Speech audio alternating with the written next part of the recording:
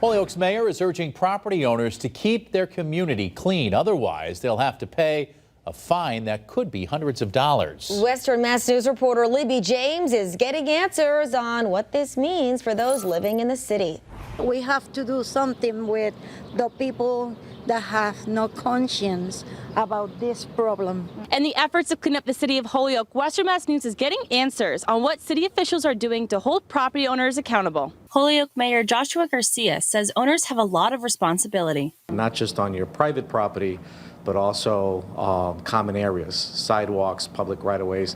A lot of folks don't know that the city is not responsible to maintain and repair and fix alleyways. Alleyways are the responsibilities of the property owners that abut them. There are folks that don't know this. Erica Roman, a resident in Holyoke, shares her frustration with the trash situation in her area. Some people come from everywhere or nowhere with trash in their trunk and throwing old dumpsters. And her thoughts on property owners being held accountable? I'm fine with that because our landlord is always keeping this area pretty clean, and we have no problem with the trash, but our problem with the trash is when it's not our trash.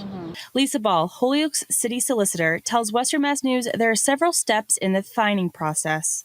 So traditionally a complaint would be made perhaps to the, generally to the Board of Health, but they do get a warning. If they're unable to make any contact or if they don't do anything after getting the warning, then there are fines and they're staggered. So the first fine is $100 and then they go up from there. They could go up to $200 to $300 and then eventually go to housing court if we're not able to get the property cleaned up. However, if a property owner is unable to keep property maintained, perhaps, there's a disability or somebody's elderly. So they're really terrific about working with them to help them if they need help to get the property cleaned up.